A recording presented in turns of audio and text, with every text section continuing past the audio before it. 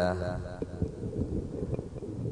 an'ama alaina ni'amah wa faddala alaina ihsanah wa minanah. Asyhadu an la ilaha illallah wahdah la syarikalah wa asyhadu anna sayyidana wa habibana wa maulana Muhammadan abduhu wa rasuluhu alladzi la nabiyya ba'dah. Allahumma salli wa sallim wa barik ala sayyidina wa habibina wa maulana Muhammad wa ala alihi wa sahbihi wa tabi'ina min ba'dih wassalikina ala darbih wasairina fi sabilih min yaumina hadza ila yaumi liqa'i rabbih. Amma ba'du fa usikum wa nafsiya bi taqwallah. Ittaqullaha innallaha ma'al muttaqin.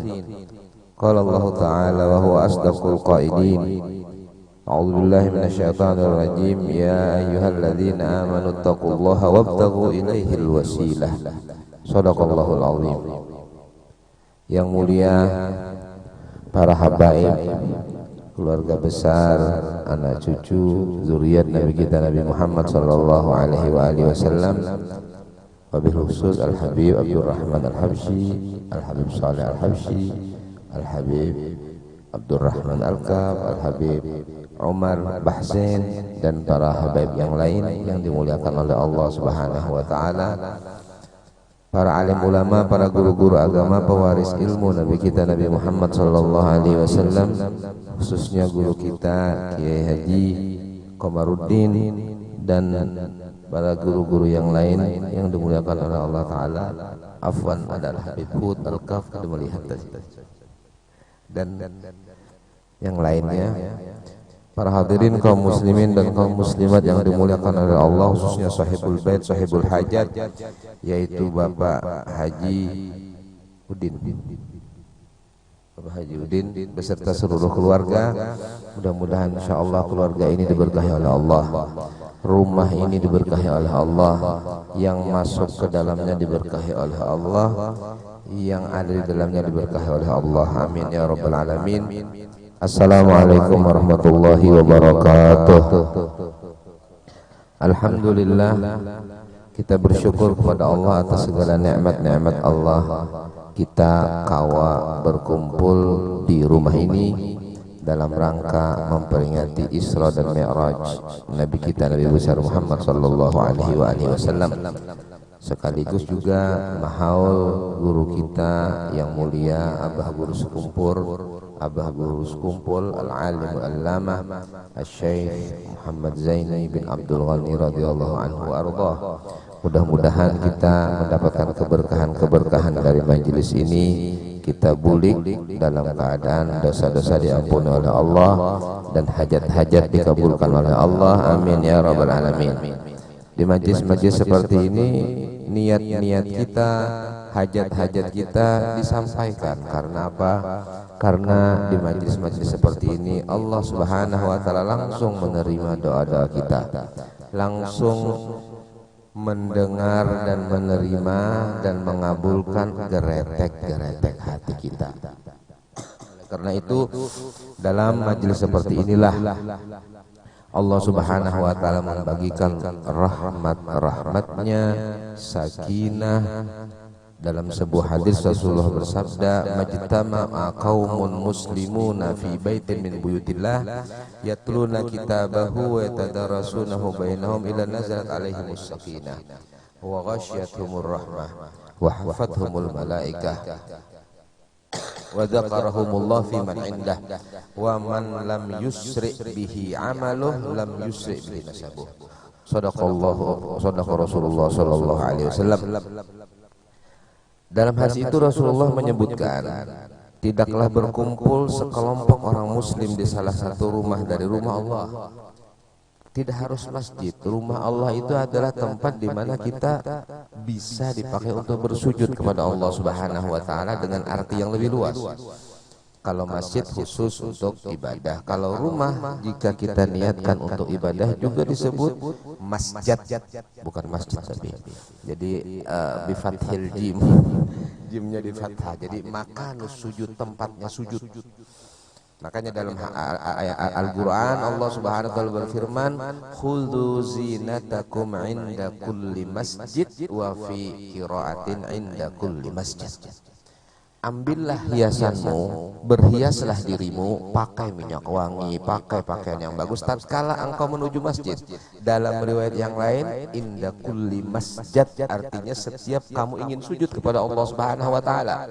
Setiap kita hendak sembahyang, maka kita pakai pakaian yang bagus, pakai minyak harum. Bahkan Al-Imam Abu Ishaq Asy-Syirazi dalam kitab At-Tanbih menyebutkan tentang fadilat sunnah-sunnah yang dipakai pada waktu sholat. Pakai minyak harum hendak sembahyang, pahalanya lebih 70 kali lipat dibandingkan kalau Anda pakai minyak harum. Sholat yang pakai surban itu 70 kali lipat lebih hebat daripada yang tidak pakai serban. Kemudian sholat pakai cincin dengan niat sunnah Nabi itu juga 70 kali lipat dibandingkan kalau tidak pakai cincin. Tapi niatnya untuk sunnah Nabi, cincinnya warna perak, ya kan? Kalau emas nggak boleh, emas haram untuk laki-laki. Jadi perak. Kemudian niatnya adalah untuk sunnah Nabi Muhammad SAW, karena Nabi Muhammad pakai cincin. Nabi Muhammad cincin sini ada 3 macam. Ada cincin yang ada batunya. Nah, batunya itu warnanya hirang. Fassuhu habasyian, kata Imam At-Tirmidzi. Jadi batunya itu warnanya hirang. Ya mungkin seperti cincin saya inilah. Kan namanya juga ngamalkan sunnah. Kemudian yang kedua, Nabi ada juga bisi utas yang tanpa batu, namanya fatah. Dalam bahasa Arabnya fatah, bukan khatam, tapi fatah itu dari perak dan tidak ada batunya. Nabi juga punya cincin yang nomor 3 yang ada tulisannya Muhammad Rasulullah. Nah itu untuk menyetempel. Jadi kalau sidin misalnya hendak ngirim surat, nanti setelah ditulis sama sahabat dibacakan, kemudian Nabi nanti akan menyetempel dengan cincin sidin itu. Nah, itu Muhammad Rasulullah dikirim kepada orang-orang di luar sana. Itu adalah cincin-cincin peninggalan Nabi Muhammad SAW. Ada satu cincin lagi tapi hilang. Katanya cincin itu datang dari surga, turun di zaman Nabi Sulaiman, kemudian dipegang Ratu Balqis. Setelah itu hilang, lalu pada waktu zaman Nabi dibawa oleh Jibril. Cincin itu warnanya hijau. Kemudian dipakai sama Nabi pada waktu sidin berwudu di sumur Zarwan, jatuhlah cincin itu dan tidak ditemukan sampai sekarang. Sumur Zarwan itu berada di depannya Qubbatul Khadra di Madinatul Rasul sallallahu alaihi wasallam, di Siga Masjidul Ghumamah. Jadi situ ada masjid namanya Masjidul Ghumamah. Masjid dulunya di situ tempat munajatnya Nabi untuk meminta tempat munajatnya para sahabat Nabi yang membaca surat Tabarak dan beberapa surat yang lain, kemudian turun awan dari atas langit. Gumamah itu artinya awan tebal seperti menaungi dan turun terus. Sahabat takutan buka, esoknya bertakun lawan Nabi Muhammad SAW. Lalu kemudian Nabi itu jakanya ikam tarusakan turun dan engkau akan bisa pegang itu. Itu adalah as-sakinah, ketenangan dari Allah Subhanahu wa taala. Akhirnya di sana dibangun masjid namanya Masjidul Gumamah. Di sebelahnya itu ada namanya Sumur Zarwan. Di sumur itulah jatuh cincin Nabi Muhammad sallallahu alaihi wasallam. Dan di sumur itu juga Nabi pernah diulah sihir oleh Labid, dari seorang penyihir dari Yahudi namanya Labid. Itu meulah 11 ikatan benang yang diikat pada surui, kemudian diletakkan di bawah batu di dalam sumur, yang kemudian sumur itu digali atau dikuras oleh Sayyidina Ali bin Abi Thalib. Diambil batunya, ada ditemukan bekas surui dan ikatan-ikatan 11 tadi. Nabi pada itu dalam keadaan nyaman awak. Lalu kemudian Jibril turun dan Jibril membawa ayat 2 surat, yaitu Qul a'udzu birabbil falaq dan Qul a'udzu birabbin nas. Qul a'udzu birabbil falaq 5 ayat, Qul a'udzu birabbin nas 6 ayat, jumlahnya 11 ayat. Setiap satu ayat dibaca, satu ikat terlepas. Ayat dibaca, satu ikat terlepas. Akhirnya disebutkan dalam riwayat tatkala Nabi membaca 2 surat itu, ka'annahu nasyata min iqal, seakan-akan beliau terlepas dari ikatan yang berat. Nabi sallallahu alaihi wasallam. Jadi sihir itu kena kepada Nabi Muhammad SAW, tapi tidak mengenai bagian ruh, bagian hati, cuma bagian jasad sidin saja. Kalau kita kan sihir kadang-kadang bisa sampai gila. Kadang-kadang ada seorang ulama di Mekah itu terkena sihir. Dia terkena sihir itu kaki sidin itu bengkak sampai hanya dia meninggal dunia tetap bengkak, besar. Ulama besar, sayyid, seorang sayyid. Dia disihir sama orang, akhirnya kakinya bengkak sampai meninggal dunia, kakinya dalam keadaan bengkak. Wa hakadha as-sihir maujud. Sihir itu ada dan disebutkan dalam Al-Qur'an. Alhamdulillah, salawat dan salam kita haturkan hanya kepada junjungan kita Nabi besar Nabi Muhammad sallallahu alaihi wasallam. Kita selesaikan dulu yang tadi, bahwasanya Al-Imam Asy-Syirazi menyebutkan salat yang diamalkan dengan sunnah tadi dikelipatkan pahalanya itu 70 kali lipat. Dalilnya hadis Nabi Muhammad sallallahu alaihi wasallam, rakaatani bisiwakin khairun min sab'ina rakaatan bila siwak. 2 rakaat dengan pakai siwak itu lebih utama dan lebih besar pahalanya dibandingkan 70 rakaat tanpa siwak. Siwak itu kan sunnah, maka dikiaskan dari situ semua yang sunnah-sunnah dilipatkan pahala menjadi 70 kali lipat. Jadi kalau hendak sembahyang itu kalau bisa pakai serban, pakai rida, kemudian pakai minyak wangi, pakai celak, pakai cincin, apalagi yang sunnah-sunnah lah. Pakai apa lagi? Siwak, kemudian itu semua pahalanya menjadi berlipat-lipat. Cuma khusus bagi orang alim boleh pakai imamah di tempat orang umum di masjid karena dia orang alim. Jadi karena orang melihat sidin pakai imamah, oh dia orang alim. Begitu didekati guru, apa hukumnya ini bisa jawab. Tapi kalau yang pakai imamah serban ini apalagi ganal-banar orangnya kada alim, bahaya. Bahayanya apa? Dikira orang, oh alim banget ini jangan. Begitu diparaki ditakuni alim batasa kada bisa misalnya. Akhirnya menjadi fitnah. Itu kata Sayyidina Ali bin Abi Thalib. Sayyidina Ali bin Abi Thalib mengatakan qasama dhahri isnan. Memukulku dari belakang, kata Sayyidina Ali bin Abi Thalib. 2 orang ini apa? Alim mutahattik wa jahil mutanassik. Orang alim tapi suka berfatwa yang tidak baik, tidak memberi contoh yang baik, mencariakan jalan-jalan supaya orang melakukan maksiat dan lain sebagainya. Ada orang kayak gitu, dia alim tapi ilmunya digunakan untuk mengerjai, memberi peluang orang-orang bermaksiat kepada Allah. Naudzubillah min dzalik. Hada alim mutahattik. Orang alim yang melonggarkan, menggampangkan hukum dan tidak mengamalkan hukum dengan baik, itu alim mutahattik. Naudzubillah. Ini kata Sayyidina Ali seperti memukulku dari belakang. Kemudian yang kedua, nah ini juga bahaya, jahil mutanasik. Orang ini tidak alim, jahil tapi bentuknya seperti orang alim. Bahaya, lebih bahaya lagi itu. Celaknya tebal, imamahnya besar, jubahnya besar, kemudian cincinnya ganal, kemudian dan lain sebagainya. Wah, seperti mungkin kutub dan lain sebagainya. Tapi begitu ditakuni masalah agama karena kau menjawab, ditakuni sifat 20 karena kau menjawab, orang ini apa ini? Akhirnya nanti bisa yang paling bahaya karena inya kada bisa, dipaksakan untuk menjawab, akhirnya sesat dan menyesatkan. Dan ini bahaya, dan ini di akhir zaman banyak. Kata Nabi Muhammad SAW, saya ati ala ummati innallaha la yantazi'ul ilma intiza'an minan nas walakin biqabdil ulama hatta idza lam yabqa fil ardi alim ittakhadhan nas ru'asa juhal fa aftau bighairi ilm fasuilu fadallu adallu. Oh, kama qala Nabi SAW, akan datang nanti suatu zaman, kata Nabi, di mana Allah Subhanahu wa taala tidak mengambil ilmu itu langsung diambil tiba-tiba yang alim jadi bodoh. Enggak, tapi ilmu itu diangkat dengan wafatnya para ulama. Berapa yang wafat sudah? Habib Abdurrahman bin Ali Segaf di Jakarta meninggal. Habib Fulan, Kiai Fulan, Syekh Fulan. Baru saja saya dapat informasi Syekh Husain bin Muhammad Said bin Abdul Jalil bin siapa lagi bin Syahabuddin bin Syekh Muhammad Arsyad Al-Banjari, keturunan Datuk Kalampah yang ada di Mekah baru meninggal. Seorang alim di sana. Banyak yang meninggal. Yang meninggal banyak. Sekarang yang tua-tua pada meninggal.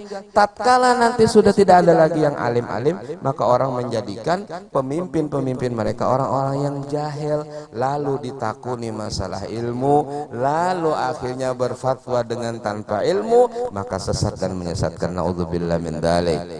Bahaya. Jadi ada orang anaknya ini alim, anaknya ini belajar sampai akhirnya hafal Quran, mengerti madzhabul arba'ah, mazhab 4 dia paham. Bulik dari pesantren ke rumah, abahnya ini ternyata seperti itu orangnya. Jadi dia berbentuk seperti orang alim, suka pakai sorban abahnya ini. Jadi yang anak merasa kalau dinasihati ini kata nyaman juga abah, pokoknya dia bilang saja, bah ini karena kan orang pada datang. Jadi saya akan mengatakan kepada masyarakat bahwasanya aku ini alhamdulillah belajar ilmu, kemudian bisa dan faham, kemudian hatam, itu semua adalah berkat daripada abah saya. Dan abah saya ini lebih alim daripada saya. Saya akan mengatakan begitu. Terus bagaimana kata abahnya? Ya pokoknya kayak ini aja bah. Bilanya ada orang bertakun, jawabannya itu ada 2 pendapat. Gitu aja sudah. Anakku terangkan. Gitu. Nanti biar ulu yang nerangkan ke anaknya. Jadi anaknya ini niatnya untuk menggembirakan abahnya, supaya abahnya ini farhan, supaya abahnya gembira. Jadi supaya abahnya juga dibilang orang alim. Akhirnya sudah. Begitu datang dia mengundang orang banyak, abahnya tokoh juga rupanya, yang kalau pada tidak alim abahnya. Akhirnya abahnya didudukkan, dipakai serban, pakai imamah, pakai jubah dan lain sebagainya. Anaknya di samping di kursi kecil, kemudian orang banyak. Kemudian anak ini mengatakan alhamdulillah terima kasih banyak masyarakat datang, kita berdua selamat, alhamdulillah saya sudah dari pesantren sekian lama, saya ya mungkin di luar negeri dan lain sebagainya, alhamdulillah terima kasih banyak pian bertahan datang ke sini. Tapi ketahuilah saya alhamdulillah sudah berhasil, sudah bisa, sudah paham banyak ilmu yang saya ketahui, semua itu berkat abah saya, dan abah saya ini lebih alim. Gitu kan, wah orang kaget, sekalinya haji itu alim juga lah, kada anaknya aja nang alim juga sidin. Akhirnya ada yang bertakun, Tuan Guru kami hendak bertakun, abah ulun yang jawab, bagaimana pendapat tentang memegang perempuan, artinya wudhu itu batal apa enggak? Jadi ujar abahnya, itu ada 2 pendapat, nak terangkan nak.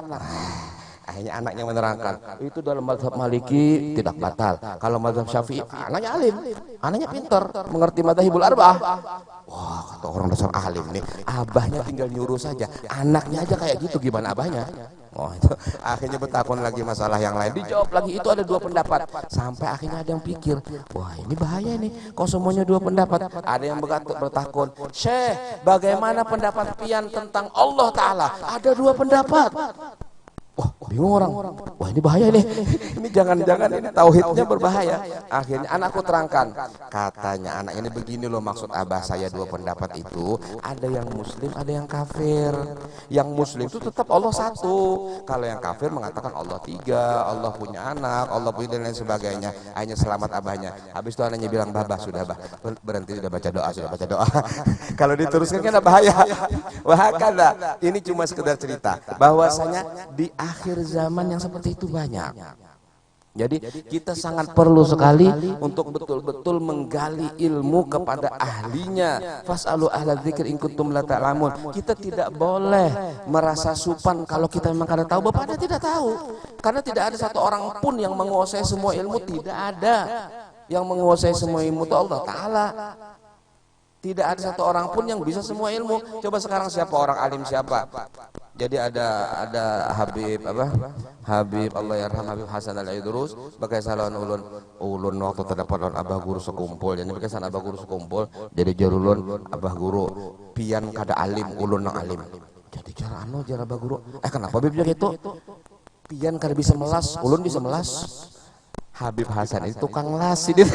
Habib Hasan terus Allah yang meninggal sudah Sidin. Jadi Sidin aku lebih alim daripada pian. Bujur muka itu Habib aja Abah Guru. Karena apa? Urusan melas Sidin ahli. Jadi tidak ada orang yang bisa semuanya ilmu. Kadada ya kalau tidak tahu padahal akan kada tahu. Bahkan Al Imam Syafi'i mengatakan qauluka indas su'ali la adri wallahu a'lam nisful ilm. Jadi kalau engkau berani mengatakan tatkala engkau ditanya dan engkau tidak tahu jawabannya, aku tidak tahu, dan engkau mengatakan wallahu a'lam, Allah lebih tahu, maka itu adalah separuh daripada ilmu, kata Sayyidina Al-Imam Syafi'i. Jadi ini yang penting untuk kita perhatikan dalam membina masyarakat kita, karena kejujuran itu adalah segala-galanya. Kekuatan yang paling dahsyat itu adalah kekuatan memegang amanah. Bagaimana Allah Subhanahu wa taala berfirman dalam Al-Qur'an menceritakan tentang kekuatan yang paling dahsyat yang dimiliki Nabi Musa. Nabi Musa ini kan apa ngarannya itu tapaut lawan orang Mesir, akhirnya ditampar Sidin mati. Buka karena dikejar-kejar Fir'aun, buka sampai ke negeri Madian daerah Yordan sana. Lalu kemudian pada waktu beliau lagi duduk di bawah pohon yang kemudian pohonnya itu bersejarah, beliau melihat ada dua orang perempuan yang tidak berebutan mengambil banyu. Lalu kemudian beliau mendekati, kenapa kalian tidak mengambil air? Kami kan udah biasa aja berebutan lelakian, jadi kami menunggu saja. Kenapa kalian mengambil air? Abah kami sudah tua, jadi kami nang mengambil banyu. Ya biasanya setelah matahari tergelincir atau pada zuhur sudah sepi, jadi kami mengambil baru begini saja, mana timbanya aku ambilkan. Akhirnya timbanya itu diambil sama Nabi Musa, diambilkan banyu. Akhirnya pulanglah dua orang wanita itu kepada abahnya sebelum tengah hari. Jadi ujar abahnya, kenapa jadi sungsung pada datang? Biasanya kan umat tengah hari.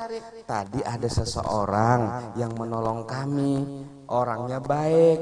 Pada waktu anak tersebut, perempuan berbicara tentang orang tersebut yang tiada lain orang itu adalah Nabi Musa. Nabi Syu'aib abahnya dua wanita tadi mencium harum yang semerbak. Di situ dia mengetahui bahwasanya yang disebutkan ini adalah seorang nabi dan rasul. Jadi Allah Subhanahu wa taala memberitahu hamba-hambanya yang solehin dengan isyarat-isyarat yang solehin. Jadi bisyarah-bisyarah seperti yang diceritakan kisah Abah Guru sekumpul itu memang seperti itu. Kodenya itu adalah bisyarah, kode etiknya itu ada. Jadi mereka saling mengetahui, bisa begitu mereka bertemu dia tahu, ini orang ahlus sir, ini orang ahlul wilayah. Ini kita juga kayak gitu, begitu ketemu kita tahu, oh ini kutub-kutupan. Artinya maksudnya kutub-kutupan, hati kutub-kutupan takutan. Nabi Syu'aib alaihissalam mengetahui bahwasanya orang yang disebutkan oleh kedua putrinya itu adalah seorang nabi dan rasul.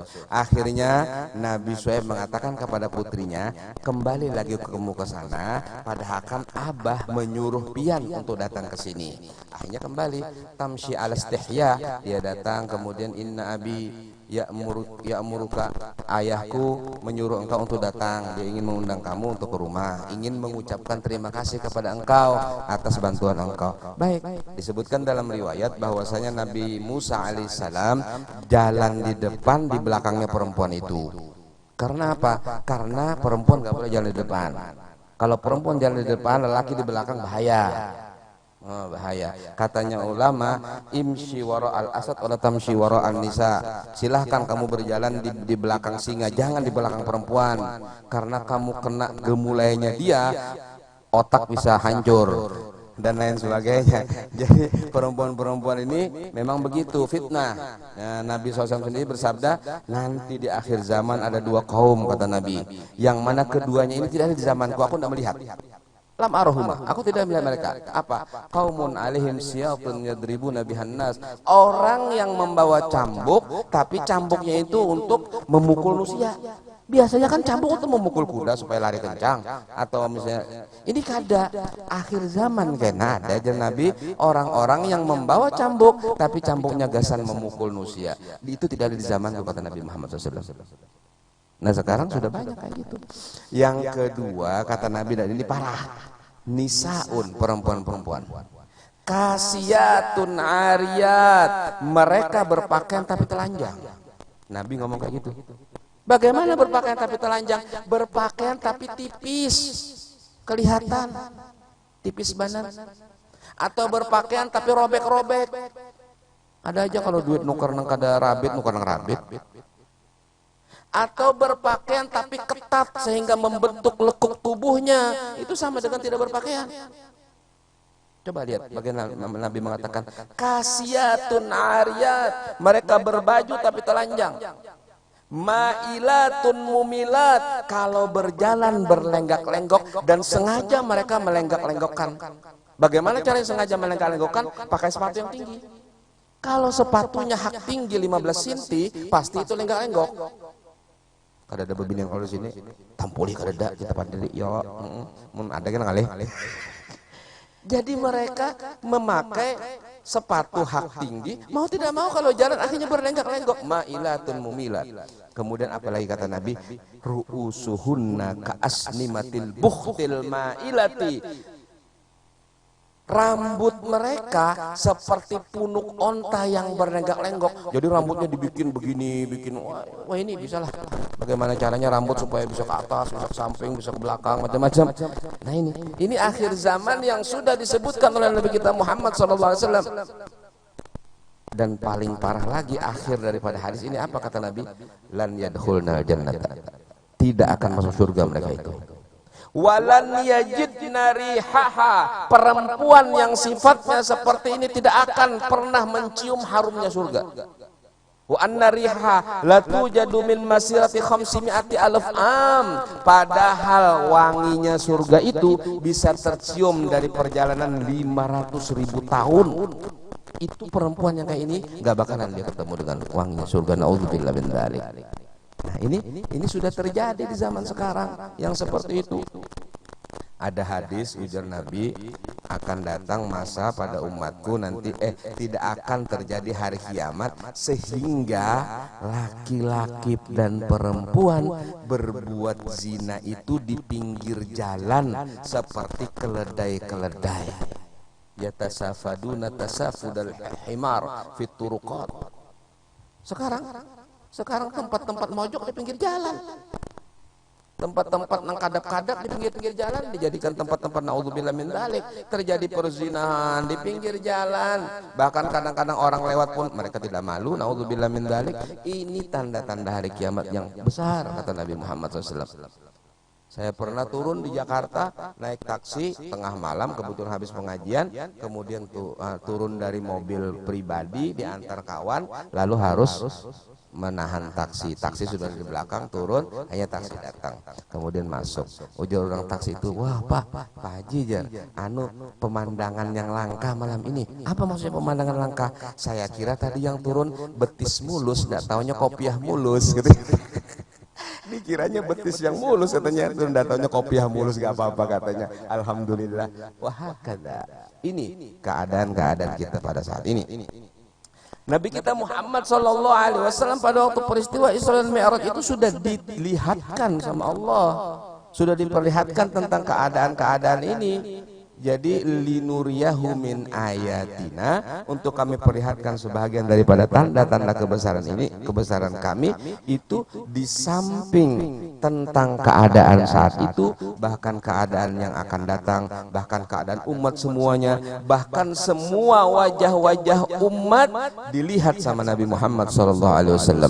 Sebagaimana ditulis oleh Imam Al-Ghawdiyat Al-Yahsudi dalam kitab Asy-Syifa fi Huquqil Mustafa. Beliau mengatakan demikian. Oleh karena itu di dalam kitab Manhaj Zawin Nadhar lil Imam As-Suyuti, atau syarahnya dikarang oleh Al-Imam Syekh Mahfud At-Tarmasi, orang Tarmas Jawa Tengah, orang Jawa Tengah, ulama dari Jawa Tengah, itu beliau mengatakan bahwasanya sebagian ulama mustalahul hadis menyebutkan wasahbihi, sahabat Nabi itu semua umat Nabi Muhammad SAW. Kenapa? Karena semua umat Nabi Muhammad pernah dipandang oleh Nabi Muhammad SAW. Wayhapa waktu peristiwa Isra dan Mi'raj, linuriyahu min ayatina. Alangkah untungnya kita kalau dipandang sama Nabi Muhammad SAW. Tinggal kita aja lagi bujur-bujur kelakuan sudah dilihat sidin, disayangi sidin, didoakan sidin. Mapa kelakuan kada semperaka bari supan mereka orang solehin, apalagi Nabi Muhammad. Sedangkan para leluhur kita, para guru kita, orang-orang alim di kampung kita memperhatikan orang-orang yang di sekitar mereka. Mereka pasti memperhatikan orang-orang yang mencintai mereka. Kita mencintai Abah Guru Sekumpul pasti memperhatikan kita. Syekh Abu Bakar misalnya mengatakan, awama alim tabi'an nana ahlul wafa muhibbuna mazala tahta liwana. Tidakkah kamu tahu kami ini pasti balas jasa kepada orang yang cinta kepada kami masih dalam tanggung jawab kami dan perhatian kami, katanya Syekh Abu Bakar bin Salim. Wa idza qadaita hukukana yang mudai ayan tanafil kainati ayana. Kalau engkau telah melaksanakan hak-hak kami, wahai orang yang mengaku cinta kepada kami, kamu pasti akan menyaksikan kami ada di seluruh alam semesta dengan nyata. Apa maknanya? Maknanya ilmu mereka ada di mana-mana. Tasarruf dan kemampuan mereka untuk meminta kepada Allah dan dikabulkan oleh Allah sepanjang zaman dan berlaku untuk dunia dan barzakh. Ini mereka para aulia salihin. Jadi para aulia mengangkat tangannya di barzakh kabul, di dunia kita merasakannya. Para aulia mereka yang di masyrik sana mendoakan yang di maghrib kabul. Para aulia yang sudah meninggal ratusan tahun kalau mereka mendoakan orang yang sekarang kabul. Yang aneh lagi, ada para aulia Allah Ta'ala yang akan muncul 100 tahun yang akan datang, sekarang sudah mendoakan mereka kepada orang yang sekarang. Padahal dia nanti belum saatnya dia, tapi dia waliullah, ada kayak gitu. Jadi ada waliullah yang sudah ditampakkan sama Allah, dia dirinya padahal jatahnya hidup 100 tahun yang akan datang. Siapa tahu di sini mungkin orang yang hidup 100 tahun yang akan datang ada di sini hadir. Wallahu a'lam. Kayak mesin waktu. Hakada. Ini semua adalah anugerah Allah. Allah Ta'ala yang atur semuanya. Jadi kita bersyukur kepada Allah selain kita memperingati Isra Mi'raj yang di dalamnya banyak sekali keajaiban-keajaiban. Al-Imam Al-Bazzar, Al-Imam Ahmad, Al-Imam beberapa ulama mengatakan Mi'raj 2 kali. Kemudian Isra 2 kali. Ada yang mengatakan tidak, lebih. Ada yang mengatakan 7. Ada yang mengatakan enggak, di Mekah pernah, di Madinah pernah. Ada yang mengatakan enggak, 19. Ada yang mengatakan lebih. Ada yang mengatakan kada kehitungan Nabi SAW terdapat Allah Ta'ala. Jadi tidak bisa dibatasi. Nabi kapan ada waktu kesempatan Jibril datang langsung bertemu dengan Allah Ta'ala. Kapan ada waktu kesempatan Jibril, Mikail, Israfil, Israel datang bertemu dengan Allah Ta'ala. Tapi kan itu bukan berarti Allah Ta'ala berada di atas sana, bukan. Tapi tempatnya yang dipilih sama Allah di sana. Sebagaimana Nabi Musa ingin memandang Allah, tempat yang dipilih Allah adalah Gunung Turi Sina. Nabi Musa sebelum disuruh sama Allah untuk munajat di Gunung Turusina, dia persiapan dulu. Musa, nanti kamu kalau ada waktu munajatlah 40 hari di sana. Hanya dipersiapkan sama Nabi Musa. Begitu Nabi Musa munajat 40 hari sudah siap. Ya kayak ibarat itu sudah bercatat gitu nah. Oh ini Allah, ulun minta ini enak. Begitu ditanya sama Allah dijawab. Tapi Nabi Muhammad SAW tanpa persiapan. Nabi Muhammad dalam keadaan tidur kemudian terjaga langsung diangkat, kemudian dinaikkan buruk, kemudian kemana? Ke Baitul Maqdis langsung tanpa persiapan. Tapi jawaban Nabi terhadap khitabullahil azim mengherankan nabi-nabi yang lain. Nabi Ibrahim tidak bisa bicara. Nabi Musa pun geleng-geleng kepala jaka bahasa ini. Dengan hebatnya diplomasi Nabi kita Muhammad SAW meminta kepada Allah, pujian Nabi Muhammad kepada Allah, sanjungan Nabi Muhammad, doanya Nabi Muhammad. Pantas kalau beliau adalah afdalul makhlukin, afdalul mursalin. Dan beliau adalah Nabi kita Muhammad SAW. Kita beruntung. Umatnya Nabi Muhammad adalah sebaik-baik umat.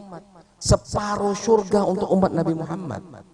70.000 masuk surga bighairi hisab. Umatnya Nabi Muhammad tidak pernah terjadi kepada umat-umat sebelumnya, baik Nabi Musa, Nabi, tidak ada. Mereka iri dengan umat Nabi Muhammad. Bahkan Nabi Musa meneteskan air mata, menangis. Waktu ditanya kenapa menangis, aku bahiri, ini orang setelah aku lebih dulu. Kemudian orang ini tidak begitu banyak berjuang, aku lebih sulit perjuanganku menghadapi Fir'aun dan lain sebagainya. Ternyata umatnya lebih banyak masuk surga daripada umatku, kata Nabi Musa alaihissalam. Ya Allah, jadikanlah aku umat Nabi Muhammad. Tidak wahai Musa, engkau adalah nabiku dan rasulku, nggak bisa umat Nabi Muhammad sallallahu alaihi wasallam. Dan umat Nabi Muhammad disebutkan dalam hadis yang dikutip dari kutipan Taurat bahwasanya umatnya Nabi Muhammad itu ilmunya lebih tinggi daripada nabi-nabi Bani Israel. Ilmunya ya, bukan pangkatnya. Kalau pangkatnya tidak bisa, nabi tetap lebih utama, tapi ilmunya lebih tinggi daripada anbiya Bani Israel. Dan itu dibuktikan oleh Al-Imam Al-Ghazali radhiyallahu anhu wa ardhah. Alhamdulillah, kita sama-sama berkumpul memperingati haul daripada guru kita yang mulia Al-Alim Al-Allamah Asy-Syaikh Muhammad Zaini bin Abdul Ghani yang ke-16. Beliau ini adalah orang yang sangat berakhlak mulia, ulun, mulai umur 16 tahun, 17 tahun kenal dengan beliau itu, mulai umur 7 tahun sudah kenal tapi tidak akrab.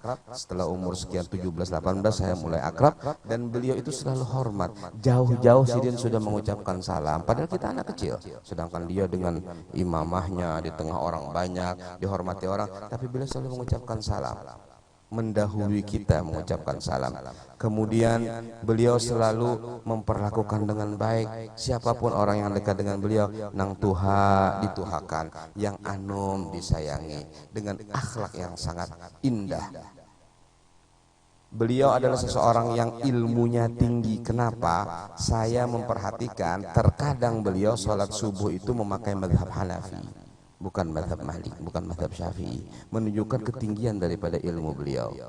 Beliau adalah seseorang yang telah berjuang untuk mencerdaskan masyarakat dengan mengajar, dengan maulid, memperkenalkan maulid, kecintaan kepada Nabi Muhammad sallallahu alaihi wasallam radhiyallahu anhu arba. Maka sebagaimana disebutkan tadi, dibacakan oleh guru kita tentang sebahagian manaqib beliau, maka itu adalah keistimewaan yang luar biasa, keistimewaan yang agung yang Allah berikan kepada beliau. Mudah-mudahan kita mendapat keberkahan dari Allah sebagaimana Allah berikan berkah-berkah tersebut kepada beliau. Dan mudah-mudahan insyaallah kita meminta kepada Allah Subhanahu wa taala agar Allah Ta'ala munculkan kembali generasi-generasi yang akan datang yang mempunyai jiwa, mempunyai ilmu, mempunyai karamat, mempunyai kewalian sebagaimana orang-orang terdahulu seperti beliau-beliau ini. Amin amin ya rabbal alamin. Mudah-mudahan Allah Subhanahu wa taala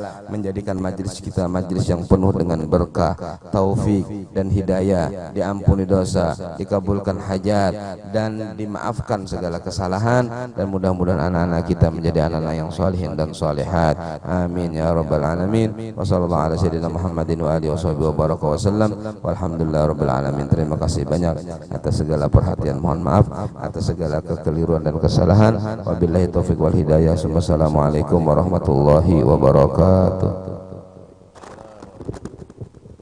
أفضل الذكر فاعلم أنه لا إله إلا الله، لا إله إلا الله، لا إله إلا الله. الصلاة على المضى